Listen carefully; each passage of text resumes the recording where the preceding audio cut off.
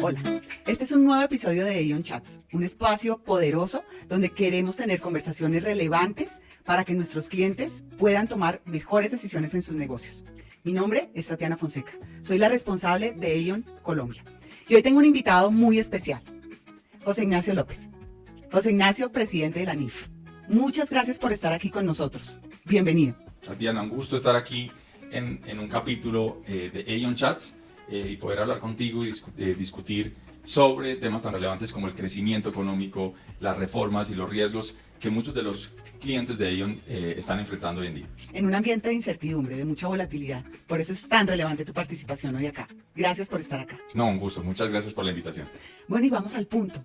¿Cuál es la tendencia del comportamiento económico? ¿Cómo cerramos en el 2024 y qué podemos esperar en el 2025? Bueno, Tatiana, en materia de crecimiento económico, el año 2024 fue un año de recuperación gradual. La economía inició el año pasado con una tasa de crecimiento bastante baja, pero paulatinamente se fue acelerando y finalmente tuvimos un crecimiento para el año consolidado de 1,7%.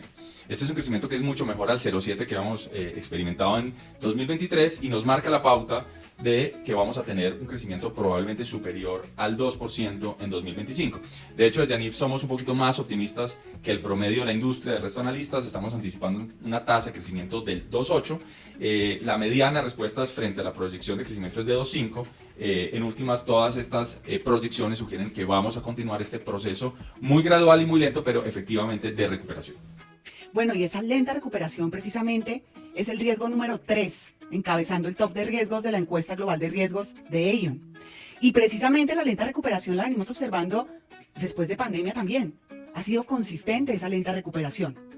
Yo te quisiera preguntar, en este ambiente de incertidumbre, de tantas reformas, tenemos una reforma a la salud, una reforma pensional, en curso una reforma laboral.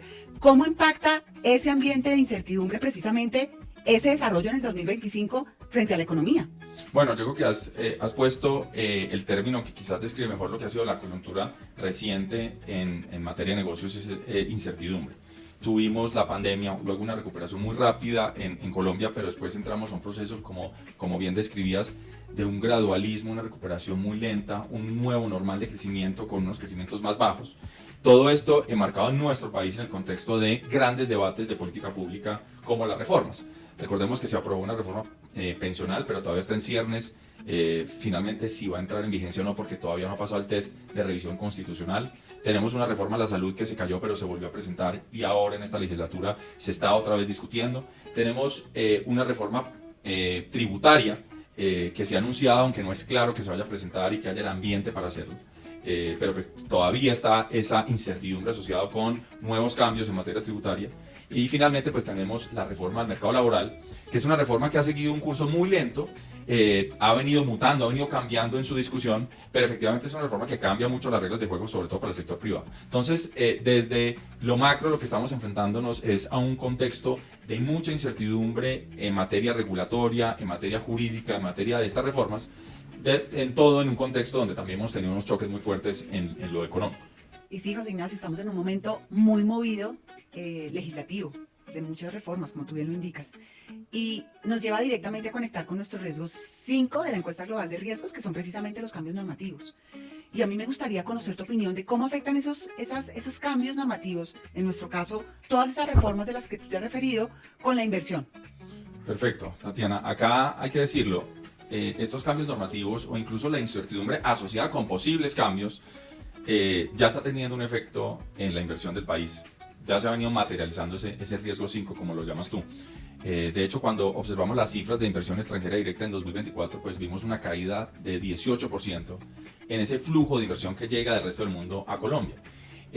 Parte de esa caída se explica por cambios regulatorios en la política energética. Por ejemplo, uno de los sectores que más se ha visto afectado es el sector de petróleo y gas.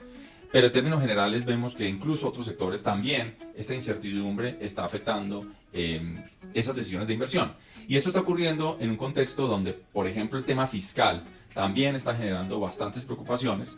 Recordemos que el año pasado cerramos con un déficit fiscal cercano a 7 puntos del PIB, fue muy superior al que se había anticipado. Esto podría tener repercusiones negativas sobre la calificación de riesgo soberano del país, y esto está teniendo a su vez un efecto importante en los mercados financieros, con un tipo de cambio bastante volátil que en su momento se ha devaluado con noticias fiscales. Por ejemplo, el año pasado tuvimos una devaluación súbita a final del año como consecuencia de esta tensión y esta incertidumbre en materia fiscal. Claro, y suma todo eso que has hecho referencia al riesgo número 7, que es el incremento del valor de los commodities y la fluctuación de la tasa representativa del dólar en el mercado. Entonces ahí va un resultado del 2024 muy apalancado también por el agro, con una afectación también en el cambio climático. ¿Y cómo conectarías tú estos temas con la tendencia del 2025? Bueno, el 2025 arranca con todos estos retos, y tenemos una situación geopolítica global que es bien sabida, tensa. Y más en la última semana. De acuerdo, más en los últimos meses, en los últimos días hemos tenido noticias preocupantes sobre cómo se podría resolver el conflicto militar en Ucrania. Tenemos unos precios de materias primas al alza, y eso podría generar nuevas rondas inflacionarias. Tenemos un tipo de cambio que está respondiendo a toda esta incertidumbre en materia de reformas, en materia de noticias fiscales, y pues ese es el preámbulo del 2025. Nosotros pensamos que la economía pues va a seguir recuperándose en esta senda. Somos optimistas, pero no podemos, digamos, obviar o ignorar que estamos operando en un contexto de alta incertidumbre en mercados financieros, en materia regulatoria y jurídica, y también en el contexto geopolítico. Y ahí también vamos atando con el riesgo número 6, que es precisamente algo como consecuencia de los conflictos geopolíticos, que es la interrupción en la cadena de suministros. ¿Cómo ves tú que puede afectar esa interrupción de esa cadena de suministros en el resultado del crecimiento? Es un riesgo latente que podríamos incorporar con una revisión en nuestras proyecciones de crecimiento, desafortunadamente. Ya vimos el caso claro de la guerra en Ucrania, cuando hubo una disrupción en insumos agrícolas, en metales, que digamos fueron inflacionarios y generaron unos comportamientos muy recesivos para la economía global. También en una eventual guerra comercial a nivel global podríamos tener disrupciones en insumos de productos de la manufactura, también en productos agrícolas. Todos esos son riesgos latentes que no podemos descartar que se materialicen en este año, y que de hecho pues sigan siendo materia de manejo de riesgos para los próximos años también. Totalmente de acuerdo contigo. Y en ese contexto que tú citas, político a nivel global, creo que hay un punto muy relevante que no podemos dejar de lado, y es el riesgo número 1 en la encuesta global de riesgos de Aon, y es el riesgo de cyber. El riesgo de cyber, que es un riesgo que vamos a tener que administrar, llegó para quedarse. Eso lo vemos con las nuevas tendencias a la digitalización. Trae de la mano temas que hay que manejar, como la interrupción en los negocios, el manejo de los datos, no solamente los datos personales sensibles, sino el manejo de la data de las organizaciones en general. También el tema de la inteligencia artificial. ¿Cómo ves tú ese riesgo en las tendencias económicas a nivel global y en el país? Es un punto muy bueno, y no me sorprende que sea el número 1 en la lista, porque de hecho cuando vemos las cifras, incluso de inversión extranjera directa en Colombia, vemos que está llegando recursos para temas del sector financiero, temas del sector comercial, todos muy enfocados en digitalización, en nuevas herramientas, en una nueva tecnología, una nueva revolución tecnológica asociada a la inteligencia artificial, todo bajo la premisa de que vamos a tener que gestionar de manera muy adecuada todos esos riesgos de ciberseguridad.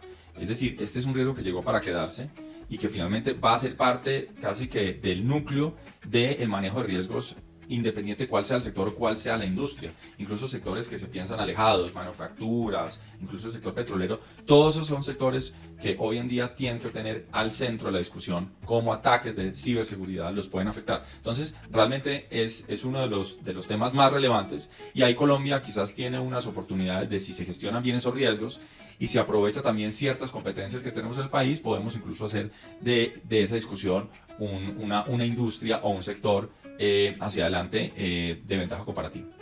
Pero totalmente de acuerdo contigo, y creo que es un punto muy relevante y un punto que tú has tocado, y es cómo incorporamos ese riesgo a la administración general de los riesgos que tienen todas las compañías.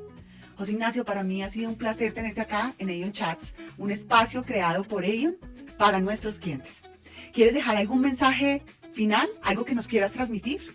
Tatiana, no, primero agradecerte nuevamente por la participación en el chat, ha sido una conversación muy agradable. Segundo, quizás es un mensaje de optimismo. Yo creo que tenemos muchos riesgos, estamos en una coyuntura tanto local como global llena de incertidumbre, de noticias que nos pueden a veces, si se quiere, como opacar o nos puede generar la sensación de que pues estamos en una situación difícil, pero todas estas situaciones generan oportunidades y una buena gestión de riesgos, una buena asesoría en este tipo de discusiones pues pueden hacer la diferencia y nosotros nos mantenemos optimistas con el futuro del país, creemos que hay muchas oportunidades, entonces quizás ese sería mi mensaje final para la audiencia de OnChat, si es apostarle o seguirle apostando al futuro del país.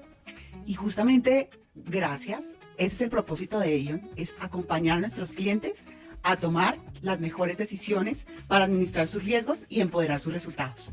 Muchas gracias.